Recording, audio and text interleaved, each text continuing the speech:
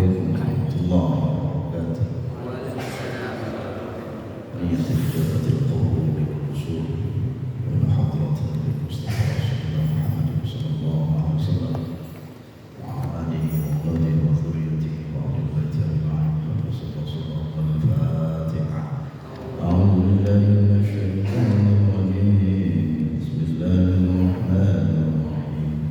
الحمد لله رب العالمين الرحمن الرحيم مالك يوم الدين إياك نعبد وإياك نستعين اهدنا الصراط المستقيم صراط الذين أنعمت عليهم غير المغضوب عليهم ولا الضالين. ثم إلى جميع إخواني من الأنبياء والمرسلين والأولياء والشهداء والصالحين والصحابة والتابعين ومن المعاملين والمصنفين المخلصين والملائكة المقربين وإلى مؤلف هذا الكتاب الشيخ العلامة سيد أحمد المرزوقي رحمه الله تعالى بقوله شأن الله لنا ولهم الفاتحة. أعوذ بالله من الشيطان الرجيم. بسم الله الرحمن الرحيم. الحمد لله رب العالمين الرحمن الرحيم مالك يوم الدين إياك نعبد وإياك نستعين صراط المستقيم صراط الذين أنعمت عليهم غير المغضوب عليهم ولا الضالين. ثم نجعل الله المسلمين والمسلمات والمؤمنين والمؤمنات من مشارق الأرض إلى مغاربها برها وبحرها إلى مغفرهم وضررهم شأننا لنا ولهم الفاتحة. أعوذ بالله من الشيطان الرجيم. بسم الله الرحمن الرحيم. الحمد لله رب العالمين الرحمن الرحيم مالك يوم الدين إياك نعبد وإياك نستعين اهدنا الصراط المستقيم صراط الذين أنعمت عليهم غير المغضوب عليهم ولا الضالين. رب اغفر لي ولوالدي وللمؤمنين آمين يا رب العالمين. بسم الله الرحمن الرحيم. قال المؤلف رحمه الله ونفعنا بعلومه. أقول رب اشرح لي صدري ويسر لي أمري واحلل عقدة من لساني يفقهوا قولي واغفر لي الله.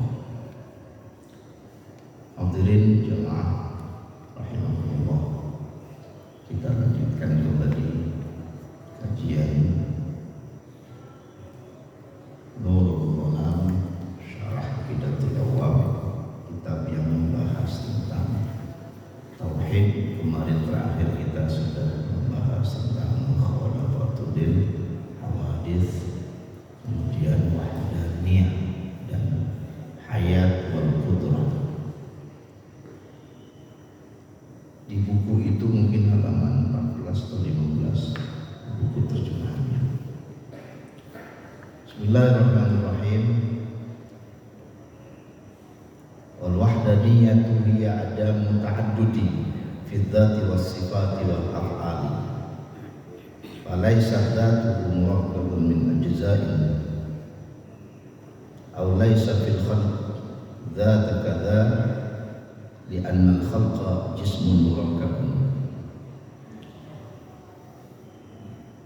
Hadirin rahimahullah, sifat salbiyah yang selanjutnya adalah wahdaniyah. Wahdaniyah dari kata wahid, yaitu satu atau tunggal, atau dalam bahasa Jawa esa. Esa apa esa? Cara macam itu esa apa esa? Temenan. Mergo kebiasaan mergo karo sampean. Ketuhanan yang maha esa. Apa esa? Bismillah. Ya. Bodoh karo ya. Karena pengucapan ingarso suntuloto ing madya mangun karso tuturi lan jayane cara Jawa kadang ya ora pakai cethok. Sampeyan iso ngerti aksara Jawa? Ada yang bisa baca aksara Jawa? Enggak model enggak pakai Jawa. Kalau dulu kan ada pelajaran di SD itu kan aksara Jawa itu ya. Atau aksara apa? Ono coroko. Nah, itu ada cara membacanya pun ada. Jadi wahdaniyah itu kalau istilah kita itu ya sila pertama ketuhanan yang Maha Esa. Artinya apa? Laisa taraddud. Allah itu tidak ada bilangan. Ai wahdaniyah ia ada muta'addudi fi dzati was sifat. Bahwa Allah itu punya sifat wahdaniyah, yaitu sifat yang tidak terbilang dalam zat, dalam sifat maupun af'al. Tidak bisa disifati Allah itu dengan sifat bilangan, angka, perbuatan maupun sifat. Karena apa? Karena zat Allah itu tidak tersusun dari bagian. Sifat Allah itu wahdaniyah, tidak tersusun dari juz-juz. Aw laisa fil khalq, atau tidak ada pada diri makhluk zat seperti zatnya Allah. Jadi kata-kata wahdaniyah itu bukan bilangan, bukan hitungan, bukan 0, 1, 2, 3. Walaupun sebagian ulama tauhid menafsirkan kata-kata wahdaniyah itu adalah bilangan prima.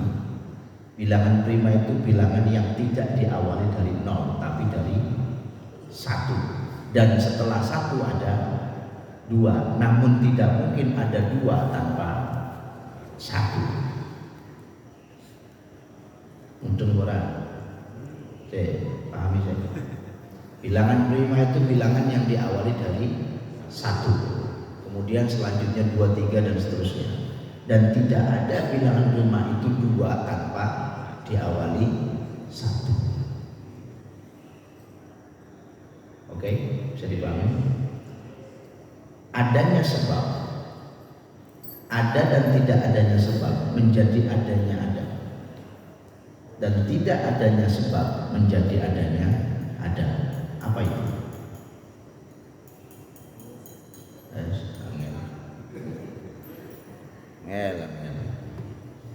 Ada dan tidak adanya sebab menjadi adanya ada.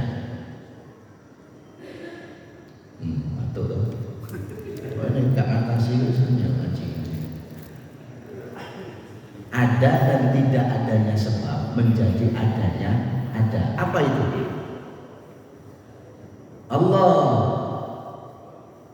Allah itu tak butuh sebab.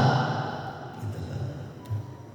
Kalau kita by design, keberadaan kita itu setelah angka 1, 2 dan seterusnya. Jadi memahami sifat wahdaniyah itu jangan pernah meletakkan Allah bahwa Allah itu esa berarti ada 2, ada 3, tidak. Dalam bahasa Al-Qur'annya laqad kafara alladziina qalu innallaha tsalitsu tsalatsa. Di Quran itu kafir hukumnya orang yang mengatakan bahwa Allah itu 3 in 1. Tahu 3 in 1? Jakarta itu loh. Oh ya, masih ngomong. Di Surabaya kan nggak ada 3 in 1, di Jakarta ada. Kafir hukumnya laqad kafara alladziina qalu innallaha tsalitsu tsalatsa.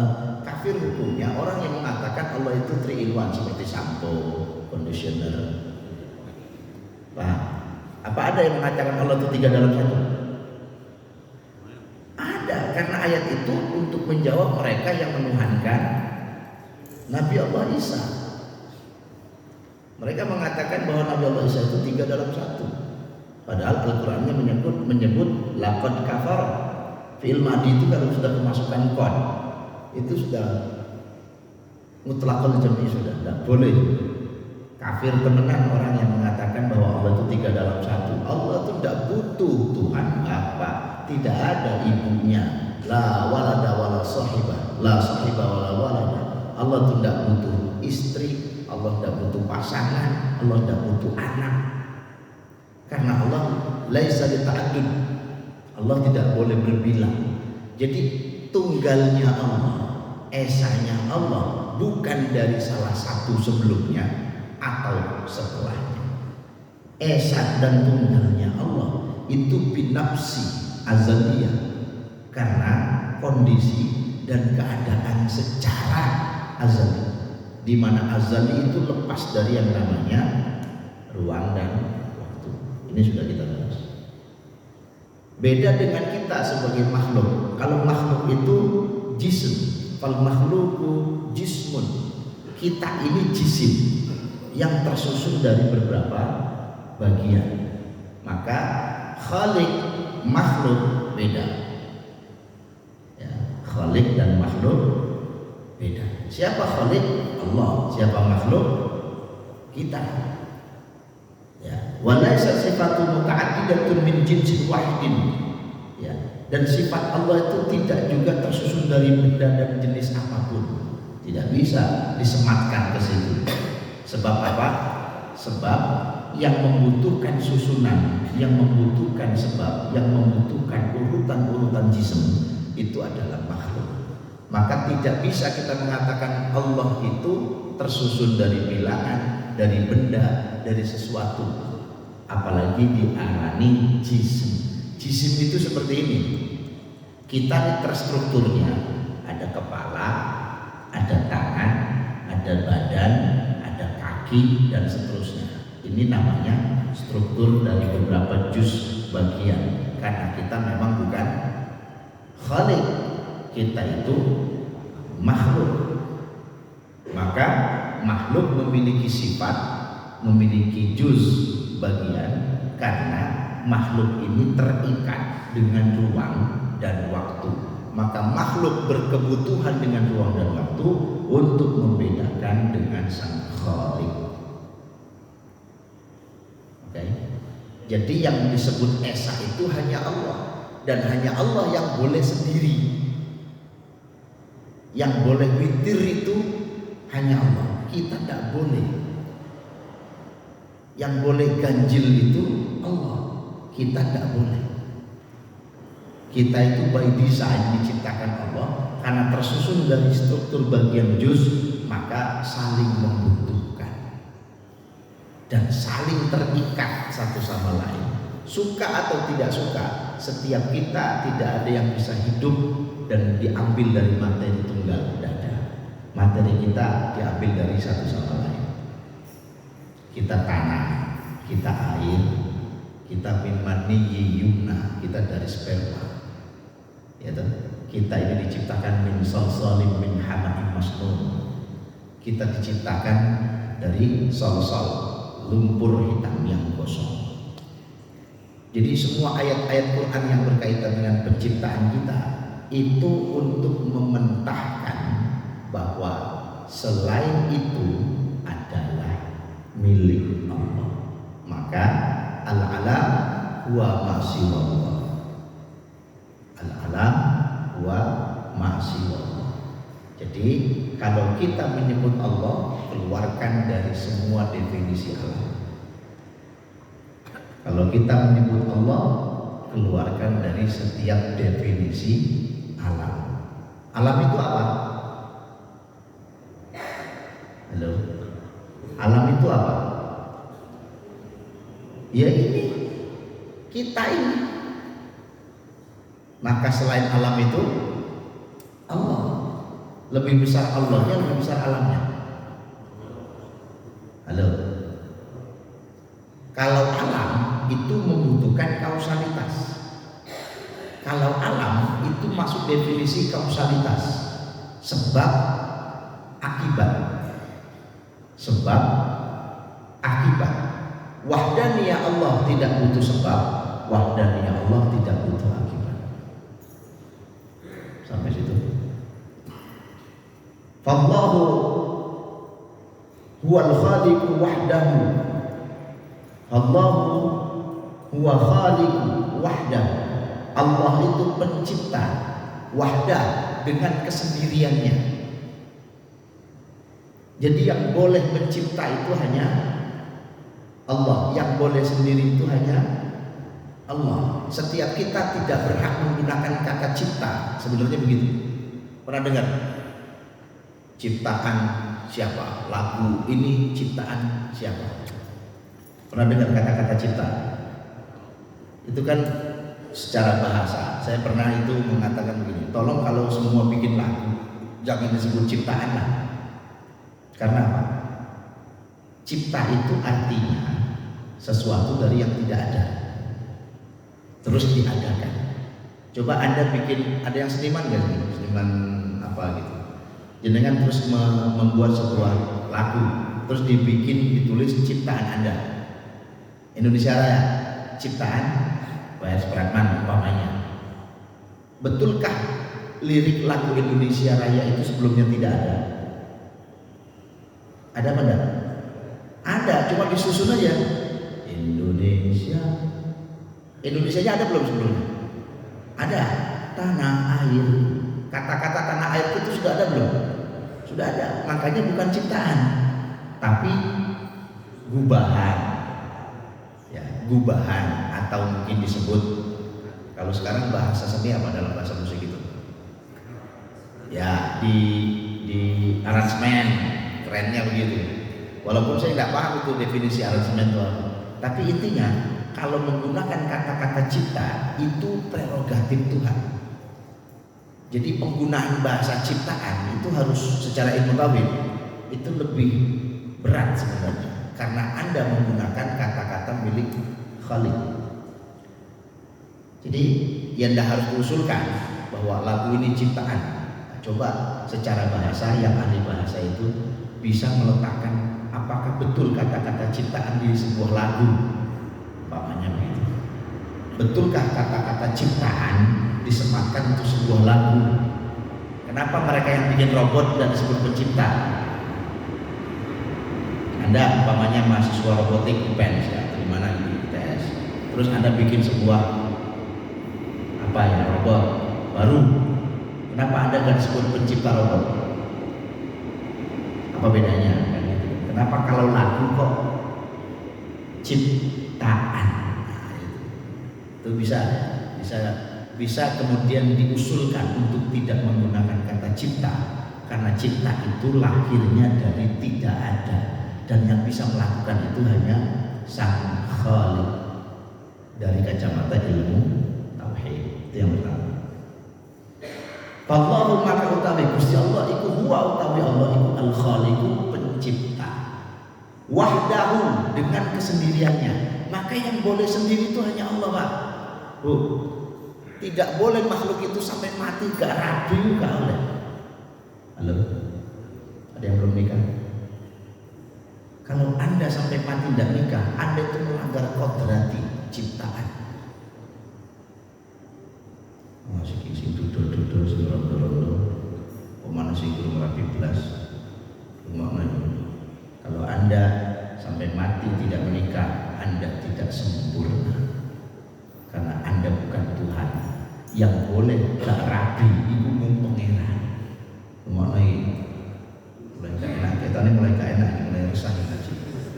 Yang boleh tidak nikah itu hanya Tuhan, Pak. Halo? Ada jamaah kita yang belum nikah? Halo? Ingat tak perlu wis ada yang belum nikah? Hendak rabi yo. Kalau Anda tidak nikah, Anda itu menyamai Tuhan, dan Anda itu seolah-olah seperti Allah. Enggak boleh itu. Mulai yo doa-doa ngono, Pak. Lho iki ngaji. Doa lho makane nang rabi yo. Nek sampean enggak rabi, sampean ku madani Gusti Allah. Sebab sing enggak rabi ku mung Gusti Allah. Ngono lho maksudnya. Ayo protes yo. Loh, masa ana ayate? Wakeh. Coba lihat ayatnya. Wa min kulli syai'in khalaqna zawjayn. Lihat, dari segala sesuatu kami ciptakan berpasangan. Wa min ayatihi an khalaqalakum min anfusikum azwaja. Itu An-Nisa komane.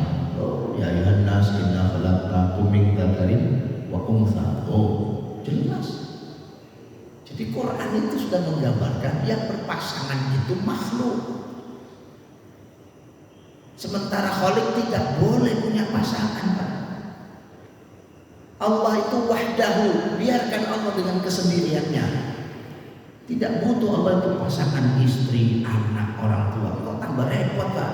Semua definisi yang di makhluk disematkan ke Allah itu merusak. Nah, Allah rabi, bojone sapa? Terus anake sapa? Maratuane jenenge sapa? Dan terus iki ipare sapa ae Gusti Allah tak tambah dawa. Paham maksudnya? Jadi Allahu huwal khaliq wahdah, lakin ja'ala bi muradihi hadha sababan fi hadha wa yajuzu an la yuwajuda illa al-hijrah. Jadi makna kita ini kalau membahas tentang tauhid berarti membuang semua sifat-sifat makhluk dari Allah dan menyematkan sifat mutlakul qat'iynya Allah di dalam dirinya. Jadi jangan pernah sematkan Allah dengan sifat-sifat kita, karena kita terikat tadi itu ya, bagian struktur terbatas ruang dan waktu. Maka kita yang mengimani Allah dengan sifat wahdaniyahnya, maka harus membedakan bahwa kita bukan Tuhan, kita ini ciptaan. Dari situ kita tahu, oh berarti kalau aku iki mangan, ya jangan sematkan Allah dengan makan. Allah tidak butuh makan. Kalau Allah tidak minum, ya berarti kita harus minum. Nah, kalau Allah itu tidak minum, berarti kita harus minum. Ini membuktikan bahwa saya ini ngaji tauhid. Anda kan tidak.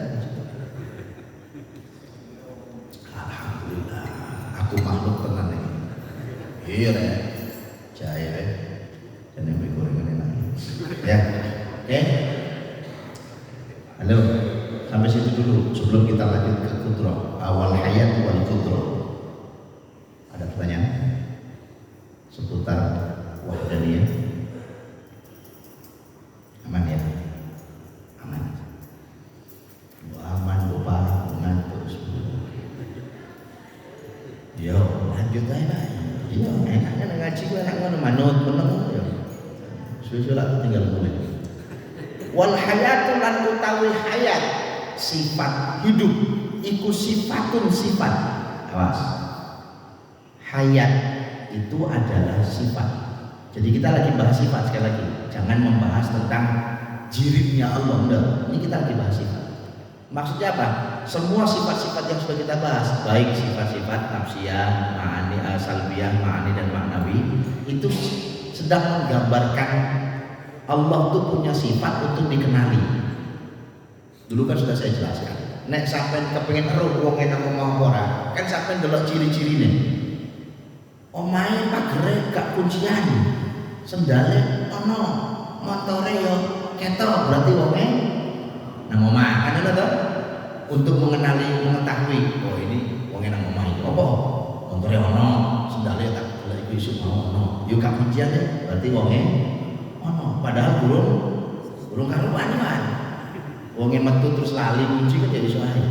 Nah, sifat-sifat ini adalah cara untuk mengenali Allah, tidak untuk zatiyahnya, tidak untuk mengenali hakikatnya, karena kita dilarang tafakkaru fi khalqillah. Ya, yang disuruh adalah tafakkaru fi dzatillah itu tidak boleh, tapi tafakkaru fi khalqillah. Tafakkaru itu artinya berpikir, berproses, memahami bagaimana ya Allah itu bisa dipahami, dikenali, kemudian kita imani dengan limit dan batas iman masing-masing. Mengimani Allah itu butuh guidance. Ya, mengimani Allah itu butuh bimbingan. Makanya kitab-kitab tauhid ini membimbing kita mengarah untuk menyimpulkan bahwa Allah itu wujud, ya. Allah itu qidam, ya. Allah itu baqa, ya. Terus Namun di luar itu semua Allah punya sifat, ya Allah punya, kalau kemarin kita sebut sebagai sifat wajib, sifat jaiz, ya, dan itu adalah mutlak milik Allah. Jadi memang guidance kitab-kitab tauhid ini adalah guidance, ya, bimbingan agar kemudian kita mengarah pada satu tauhid yang kita yakini. Nah, disinilah pentingnya membahas ilmu tauhid. Ben gak keliru dalane. Nek wis mantep ketemu dalan istiqomah sampai mati, itulah yang disebut wala tamutunna illa wa antum muslimun. Berjumaah itu disampaikan ya. Aywal hayatu sifatun tusahhihu lidzati allati qamat biha ya. Jadi sifat hayat adalah sifat yang mengesahkan, itu sahih, mengesahkan, mengabsahkan bagi zat yang berdiri dengannya untuk mengetahui dan berkemampuan. Jadi kata-kata hayat itu artinya hidup, yang hidupnya itu tidak diawali dengan kehidupan sebelumnya dan tidak dimatikan oleh kehidupan setelahnya. Allah itu punya sifat hayat. Hidupnya Allah tidak disebabkan oleh kehidupan sebelumnya dan juga tidak terpengaruh oleh kehidupan setelahnya, alias azaliyun qadimun azali. Ya, kalau kita beda, hidup kita kapan? Kita ini sejak dinamakan hidup sejak kapan? Hah? Sejak lahir. Berarti pas yang jerawat mati ya. Ya apa sih? Yo, semuanya kelihatan, mesti ngono loh, mesti ngono tapi keliru. Kita dinyatakan hidup di saat di rahim. Kemudian di rahim tumbuh ya 40 hari, 40 hari, 40 hari sampai 120 hari. Itulah awal kehidupan. Ya, awal kehidupan. Terus sampai 9 bulan di dalam rahim ibunda kita lahir. Hidup kita. Nah, kehidupan kita itu ada awalnya, ada startnya, ya kan? Dan kehidupan kita ini juga ada akhirnya besok. Makanya kalau jenengan ditanya, ada yang ulang tahun hari ini? Siapa yang ulang tahun? Oh, sampai kayak kan? Ulang tahun ya. Kalau Anda ulang tahun suka dinyanyikan apa? Mabrur apa panjang umur? Sekarang saya tanya, umur sama usia bedanya apa? Umur sama usia bedanya apa? Ayo, saya kasih clue. Wa man nu'ammirhu nunakkishu fil khalq. Dan siapapun yang kami panjangkan umurnya, kami kembalikan ke ciptaan awal. Apa bedanya umur sama usia? Yang bisa jawab boleh pulang dulu. Ayo. Beda, harus mulai. So, bisa jawab kalau tak jawab dewe. Jawab dewe ya. Timbang materi semua itu. Alah, mana masih mana yang browsing ya? Di browsing ya. Bedanya umur sama usia ya. Dari Google. Mohon maaf, saya juga tidak tahu. Pak, umur itu kesempatan. Paham ya? Umur itu on progress. Ini umur. Umur itu sedang kita jalani. Usia adalah umur yang kita habiskan. Jadi kalau ditanya, umur berapa Pak? Oh, sedang saya jalani Pak. Maksudnya, Anda tanya umur apa tanya usia? Oh, usia Pak? Nah, kalau usia sampai hari ini saya sudah sekian tahun, sekian bulan, sekian hari, gitu. Jadi kalau usia, umur yang Anda habiskan. Kalau umur, kesempatan yang sedang diberikan oleh Allah. Sampai kapan? Wallahu a'lam bishawab. Kita tidak tahu. Jadi kalau ada yang mengatakan ya di sisa-sisa umur satu koyo erwai, akhirnya ada yang mengatakan begitu. Ya, saya disuruh pensiun di usia di sisa-sisa umur yang ada. Di sisa-sisa umur yang ada. Emang berapa Pak umurnya? Ayo, kan nggak tahu kan? Jangan-jangan si tuwek di sini kan kan? Ya mesti. Saya ini yang muda Pak, banyak salah. Anda yang tua banyak dosa. Itu kan sunatullah. Oh gak enak dong sing tua aja dosa sih gitu. Kalau salah belum tentu berakhir jadi dosa. Kalau dosa pasti berangkat dari kesalahan. Yes, pokoknya aku ini benar salah nyirik benar. Ya. Intinya apa? Kalau jenengan memahami tentang konsep wahdaniyah hayat, maksudnya hidupnya Allah itu kekal. Ya. Sifat hayat Allah itu mengesahkan sifat atau zat yang berdiri dengannya. Jadi kalau kita bicara hidup hayat, maka kehidupan setelah Allah itu nyantolnya nang Gusti Allah. Kan sudah saya bahas kemarin. Saya kasih 2 kalimat. A. Ya, A. Ada dan tidak adanya Allah menjadi sebab adanya alam semesta. Itu A. B. Ya. Ada tidak adanya alam semesta menjadi sebab adanya Allah. Poin manakah yang benar? Ayo. A atau B? Ada tidak adanya Allah menjadi sebab adanya alam semesta, atau ada tidaknya alam semesta menjadi tanda adanya Allah. Yang mana? Berubah mana? Bisa jadi muncul kok sebenarnya. Rumahnya setan. A. Empat ini dikandani yo. Ngaji setengah sadar, setengah nggak sadar. Oh Bapak, ayo Pak ngaji ngantukan loh. Lah ngaji tauhid ngantukan hati-hati loh, salah paham loh. Poin A. Ada dan tidak adanya Allah menjadi sebab adanya alam semesta, atau B. Ada tidak adanya alam semesta menjadi sebab adanya Allah.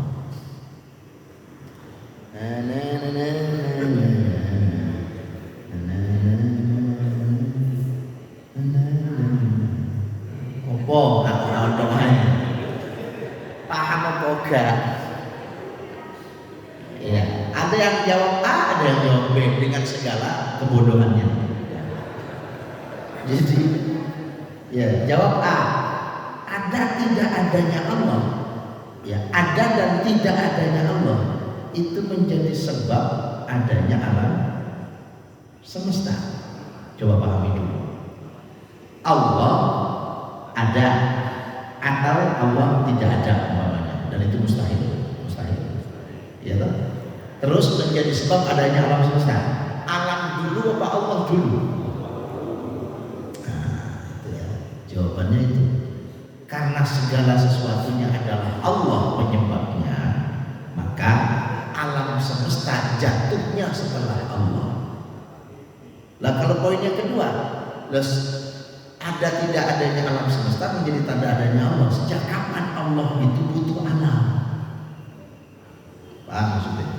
Kalau alam untuk dijadikan alat keberadaan sifat boleh. Maksudnya belajar dari alam, kalau kita mengetahui dengan tauhid merujuknya ke Allah, ya.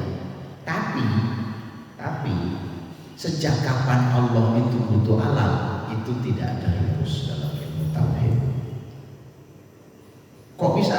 Kok idahnya al-khaliqu la yuhtaju ilal makhluk, fal makhluku yuhtaju ilal khaliqi abadan. Pencipta itu tidak butuh ciptaan, sementara setiap ciptaan terikat dengan butuh kepada sang pencipta. Makanya orang ateis sekalipun tidak mungkin dia menghilangkan Allah dalam dirinya. Ngaku ateis sekalipun tidak mungkin dia itu menghilangkan Tuhan dalam dirinya. Wong dia itu ciptaan. Ada orang yang mengaku ateis, saya tidak percaya dengan agama apapun. Saya tidak percaya dengan Tuhan. Lalu dirimu tekon di bro. Paham maksudnya? Jadi kalau ada orang yang mengatakan dia tidak percaya dengan Tuhan, dia tidak percaya dengan Tuhan, omongan itu sudah bisa dimentahkan dengan omongan itu sendiri. Ayo coba, ada nggak orang yang mengatakan tidak butuh Tuhan atau tidak percaya Tuhan? Ada? Ada. Sekarang ditanya, lah dirimu dari mana? Loh, saya dilahirkan. Oke, dilahirkan dari seorang mana? Orang tua saya. Orang tuamu dari mana? Ya dari mbah-mbah baik. Oke, the first man atau the first human, manusia pertama itu siapa? Adam. Adam dari mana? Ayo jawab. Adam diciptakan apa dilahirkan? Diciptakan. Karena Adam awalnya tidak ada menjadi ada. Jadi by design kita ini dulu Pak, ketika Allah mengatakan di dalam Al-Quran wa idh qala rabbuka lil malaikati inni ja'ilun fil ardi khalifah. Di saat desain pertama Allah menciptakan Adam, Adam ini new design, ciptaan awal yang disebut manusia. Kenapa? Karena awalnya kita juga tidak ada. Terus diciptakan oleh Allah dari ketiadaan menjadi ada. Berarti kita ini makhluk. Nah, rumus makhluk itu apa? Selalu butuh dengan sang pencipta. Jadi Anda mau akui atau tidak, mau sombong angkuh sekalipun merasa tidak butuh Allah, ya tidak mungkin bisa. Karena by design ada chipnya. Ini bahasa kerennya, di setiap manusia itu ada chip ilahiyah imanen, bahwa setiap makhluk, jangankan kita manusia, selain manusia itu terikat dengan Tuhan, terikat dengan Allah sang pencipta, dan itu tidak bisa dihilangkan. Makanya nyun sewu, kalau ada orang muslim terus dia keluar dari Islam, dia menganggap ada Tuhan yang lebih hebat dari Allah umpamanya, percaya pada ada orang Islam murtad, lalu bandingkan ada orang non muslim mu'alaf. Coba Anda pahami, apa bedanya mu'alaf sama murtad? Ada yang mu'alaf di sini? Ada yang mu'alaf, coba dulu. Kenapa dia mu'alaf? Sebabnya apa? Kalau kita pelajari Pak, rata-rata ya saudara kita yang mu'alaf itu prosesnya panjang ya Pak. Belajar dulu, dipahami dulu Islam itu apa, bagaimana konsep-konsep ketuhanannya, bagaimana kemudian memahami syariat dan agamanya. Jadi kalau kita melihat kawan-kawan mu'alaf yang memang betul-betul belajar dari basic ilmu, itu kualitasnya kadang-kadang ngalah-ngalah ya Pak, dewe sing Islam ket rujuk. Gitu. Karena apa? Dia belajar menggunakan teori Ibrahimiyah, bagaimana Nabi Ibrahim mengenal Allah. Berbeda ya, dengan orang yang murtad dari Islam, keluar dari agama Islam, pindah. Kira-kira orientasinya betulkah ada Tuhan yang lebih hebat dari Allah? Rata-rata apa? Ekonomi, cinta, kecewa, iya toh? Sampai nilai-nilai dulur-dulur sampai konco-konco sampai yang sekarang murtad. Betulkah dia menemukan sesuatu, renaissance, something new for God? Dia temukan sesuatu dari yang namanya Tuhan. Adakah Tuhan yang lebih baik dari Allah? Yang lebih mahal banyak. Itu kalau iklannya hit itu ya. Karena apa? Sibghatullah wa man ahsanu minallahi sibghah. Celupan iman itu yang paling kuat itu Allah. Pernah lihat di medsos orang-orang non muslim yang memang basically-nya adalah muslim tapi dia pindah agama, itu ketika terjadi sesuatu yang dia sebut siapa? Waktu gempa di Palu itu ada satu gereja goyang, takbir, jangan-jangan lupa dia pakai salib. Ya, bahkan seringkali non muslim ini kalau mengucapkan kalimat-kalimat fasih betul. Assalamualaikum, tak kira soal sing salah. Istighfar barang, astagfirullah. Ini jangan-jangan login semua lah sesuai. Ya, artinya apa? orang yang pernah bertauhid kepada Allah itu tidak pernah bisa menghilangkan Allah dalam hidupnya sampai mati. Masih ya dalam proses hidup dia pindah agama, tapi Allah tidak mungkin dihapus Pak. Sibghat Allah itu tidak mungkin hilang. Namanya sibghat, celupan iman. Berbeda dengan mereka yang dari luar Muslim masuk ke Islam, itu hilang semua itu keyakinannya.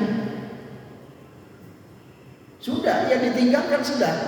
Ya, non Muslimnya, basic agamanya hilang sudah otomatis. Dia mendapatkan sesuatu yang betul-betul hakul yakin. Itu bedanya mu'alaf sama murtadin. Makanya kalau ada orang-orang Muslim terus murtad, ya ujung-ujungnya dilihat aja. Ada yang selama hidupnya dia menyesal, ada yang pada saat mati dia minta dibimbing syahadat, ya. Ada yang kemudian setelah proses panjang dia kemudian kembali lagi. Itu kenapa disebut murtad. Tahu artinya murtad apa? Hah? Murtad itu artinya orang yang kembali, dari kata roda. Konotasinya tidak ada yang jelek, murtad itu bagus. Cuma kita kadang-kadang ngarani ngomong murtad elek, sebab hatimu sing elek. Jadi murtad itu artinya apa? Orang yang diharapkan bisa kembali lagi. Makanya orang yang murtad masih diterima taubatnya jika dia mau kembali. Jadi tidak jelek Pak kata-kata murtad itu. Beda dengan mu'alaf. Mu'alaf itu artinya lemah. Al-lafaqulubu.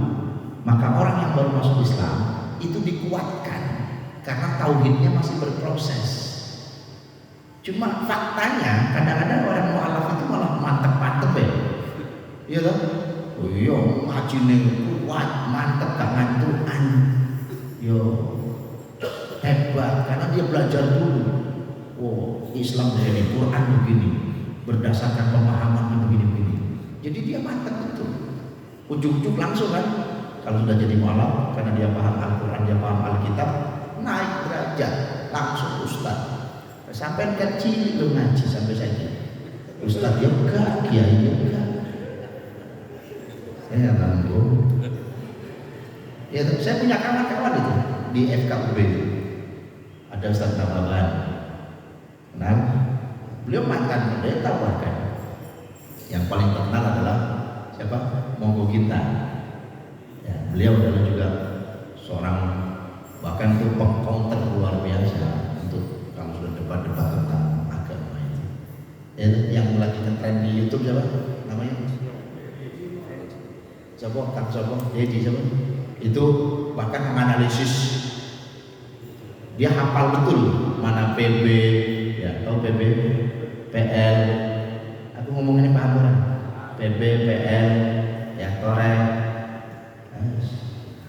Ya, ngetoreng ngetur lagi toreng. Toreng itu Taurat Pak, kitab suci. Ya. Jadi kalau PL perjanjian lama, perjanjian baru. Jadi kitab-kitab dipelajari sama dia itu. Oh ternyata kok tidak sama. Ini sama ini kok tidak sama. Makanya kan berdebatnya sesama. Akhirnya kan dibentahkan semua oleh dia. Lu bayangkan kitab suci lo bisa dibentahkan.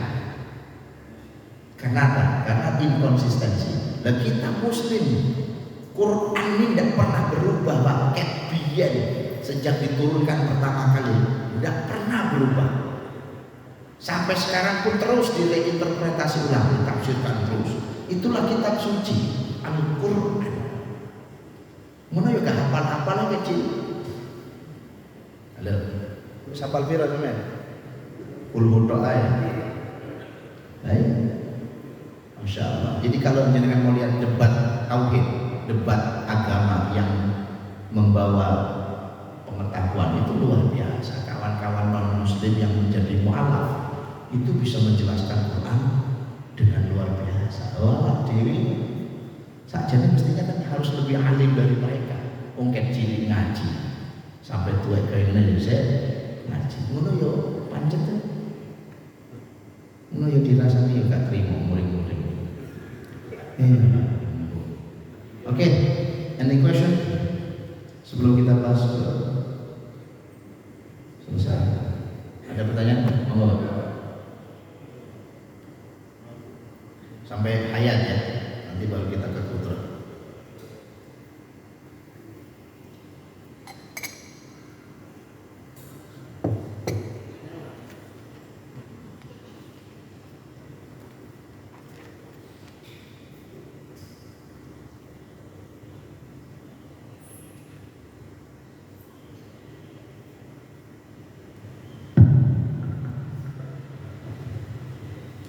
Assalamualaikum warahmatullahi wabarakatuh. Assalamualaikum.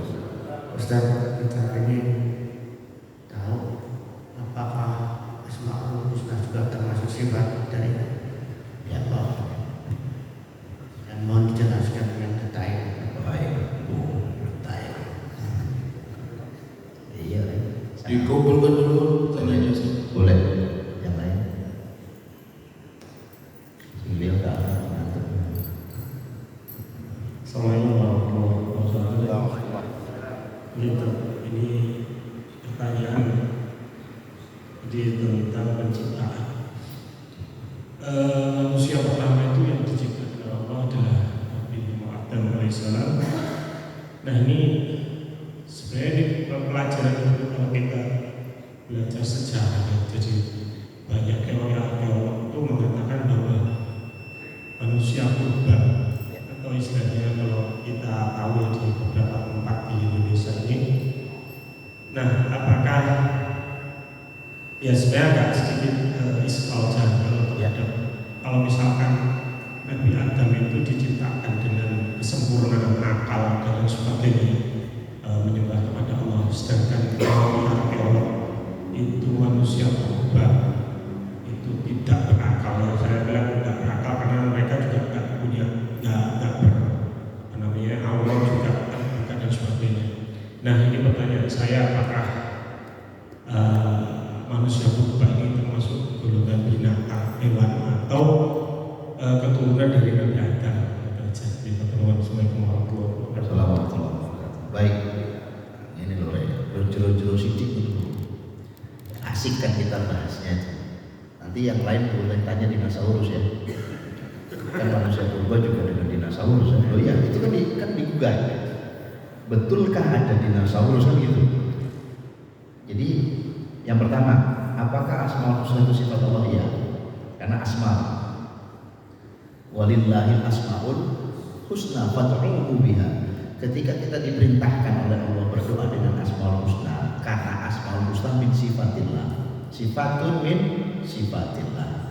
Jadi mulai kita Ar-Rahman, Ar-Rahim itu adalah sifat. Jadi boleh dan betul bahwa Asmaul Husna itu adalah bagian dari sifat-sifat Allah. Karena memang sama. Ya sama. Di sini kita bahas tentang beberapa poin di Asmaul Husna, nama-namanya lebih banyak lagi. Ar-Rahman, Ar-Rahim, Al-Malik, Al-Qudus. Nanti juga ketemu sendiri Al-Hayat, itu Al-Basar, As-Sami, ketemu dong? Ada. Jadi Asmaul Husna itu adalah sifatun min sifatillah. Dan itu kita disunahkan, diperintahkan berdoa dengan nama-nama Allah yang mulia. Ya, jadi sama. Hanya kalau 99 itu kebanyakan. Terus aku kon jelas kon detail. Ya, wani biro, itu bahwa Ar-Rahman, Ar-Rahim. Sekarang sebelum saya jelaskan, aku takon. Sampai moco Ar-Rahman, Ar-Rahim dulu. Bedanya apa? Bismillahirrahmanirrahim. Apa bedanya?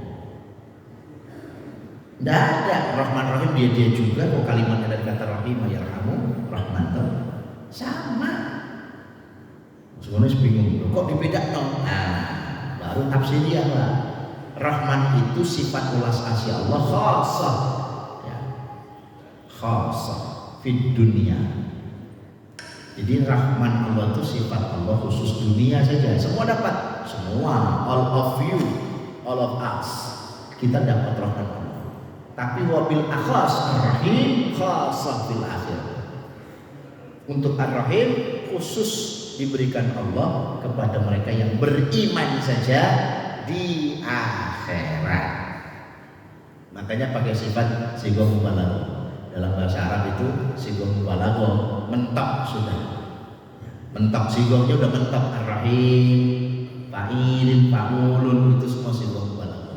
Maka kalau kita sudah mendapatkan Rahman Rahim Allah, Rahman Allah di dunia kita dapat, Rahim Allah kita dapat lagi di akhirat. Bagi yang tidak beriman, tidak bisa.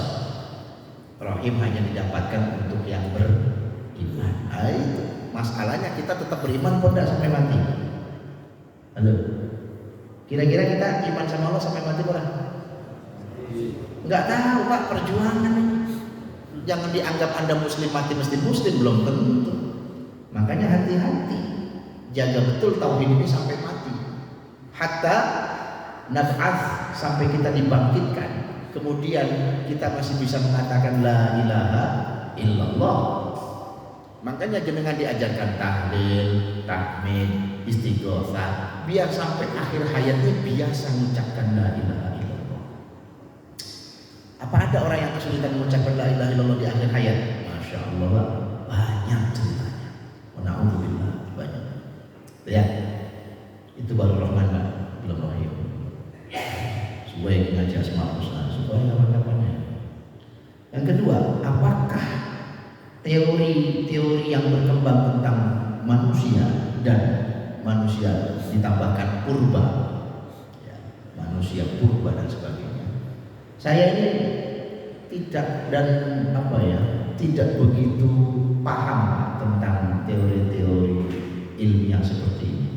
Hanya pernah belajar bahwa kita tahu ada teori Darwin, ada teori yang terkenal itu macam-macam lah. Bahwa manusia itu katanya dari kera dan sebagainya. Walaupun itu secara akliah ya tidak masuk akal. Ya, mungkin kalau SDM ya, SDM itu kan berkembang. Manusia itu kan berkembang sesuai alam dan zamannya. Ya. Kemudian manusia ini kecerdasannya itu pun berkembang sesuai alam dan tempatnya dia tinggal dan juga kondisi. Sehingga kalau kemudian jenengan tanya, apakah manusia purba itu keturunan hewan ataukah keturunan Adam? Kembali lah, mereka itu definisinya manusia atau bukan. Jangan-jangan yang diteliti selama ini oleh para ilmuwan-ilmuwan itu bukan manusia. Tapi kalau manusia, awas, kalau memang betul mereka meneliti Adam, maka Adam itu makhluk paling cerdas, Pak. Halo, ketika fit and proper test, ngerti fit and proper test? Loh ya apa sampe? Iki menang kok kalah atau jago dah sampe?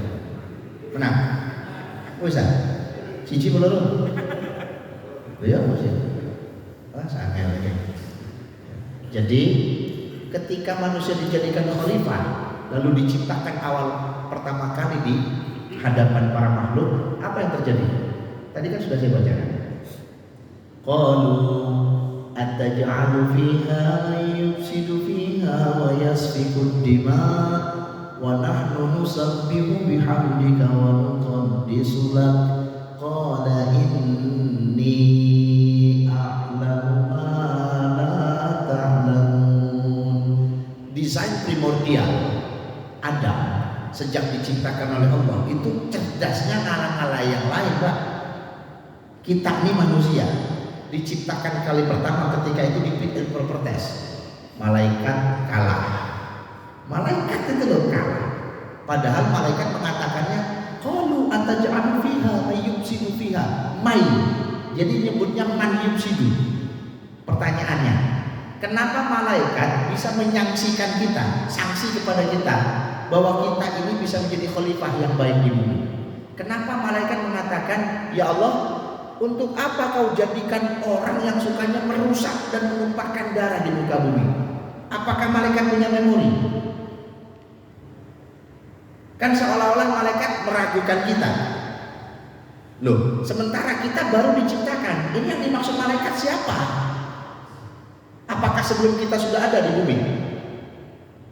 Sudah, yaitu Banul Jan, bangsa jin.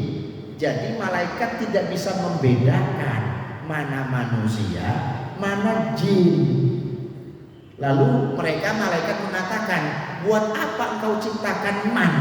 Man itu orang atau siapa yang merusak dan menumpahkan darah. Keliru malaikat. Jadi malaikat ini keliru paham. Yang mau diciptakan Allah itu kan khalifah baru namanya Adam. Sementara bumi sebelum kita dihuni siapa? Jin. Jin itu merusak. Iya, saling berantem itu jin. Gunung dilempar-lempar. Gunung kayak sawat-sawatan. Ayo ya kok kira-kira. Ya toh? Hancur bumi, ditariklah oleh Allah. Di-skip lah jin ini, bangsa jin di-skip. Makanya jin lebih tua daripada manusia. Di-skip, dikasih alam berbeda. baru Allah mendesain baru yang namanya Adam. Fit proper test Pak, diujikan kita. Berhasil. Ciptaan terbaik Allah adalah kita. Makanya kita disebut ciptaan yang paling sempurna. Jadilah khalifah. Lah terus kalimat itu kenapa kok ada? Karena malaikat belum bisa membedakan siapa jin, siapa manusia. Makanya dijawab secara diplomatis. Apa kata Allah? Inni a'lamu ma la ta'lamun. Aku lebih tahu dari apa yang tidak kalian ketahui. Oh, itu jawaban diplomatisnya.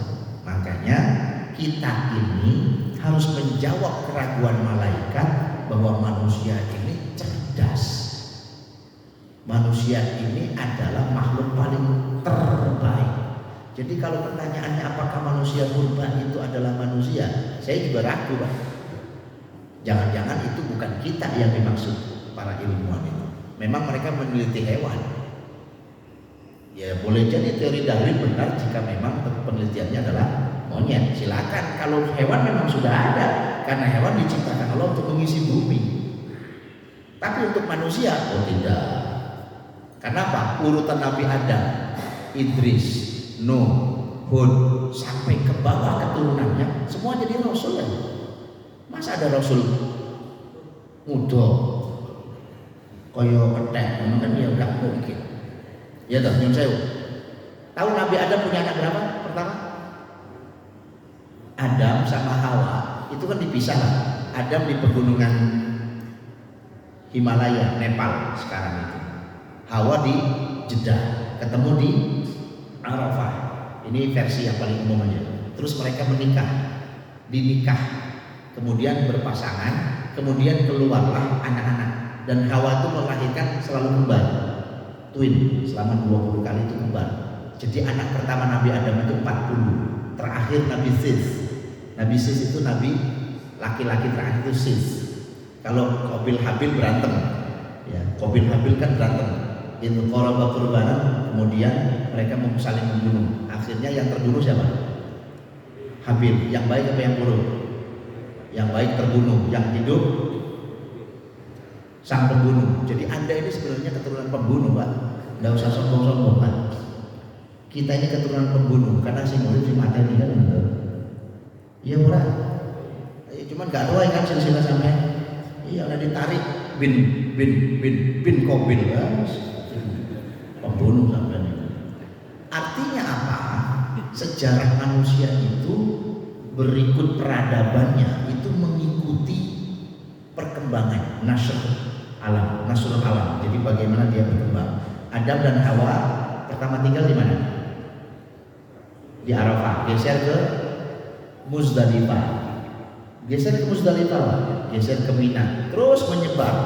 Setelah itu anak manusia, anak Adam kemana-mana sampai ke keturunan-keturunannya dan kita urut Adam, Idris, Nuh, terus sampai ke kita. Jadi tidak ada silsilah dan nasab yang kemudian menggambarkan manusia itu kok kayaknya seperti hewan. Tidak ada. Yang mbok kita dicekoki mbok piye pelajaran zaman biyen jenenge kan ya tinggalan londo. Ada saja mungkin pembodohan. Nah makanya penting buat generasi-generasi sekarang, anak cucu kita ini dipahamkan dengan teori Al-Quran yang baik dan benar, pahamkan sejarah yang benar sehingga peradaban manusia ini betul-betul berkembang dan bukan ya mengikuti peradaban Barat yang berusaha untuk membodohi pemahaman dan menyalahi pemahaman Al-Quran. Jadi tidak ada istilah berubah di dalam Al-Quran. Makanya yuk bareng-bareng kita pahami bahwa kita ini manusia ahsan takwim bi ahsani takwim, ciptaan terbaik tidak mungkin ya. Ciptaan yang terbaik ini rusak apalagi seperti hewan, beda ya. Mudah-mudahan nanti kita lanjutkan di kudrat, sifat kudrat, sifat yang mungkin lebih sering kita sebut di Muhammad kullu syai'in qadir. Bersambung Al-Fatihah.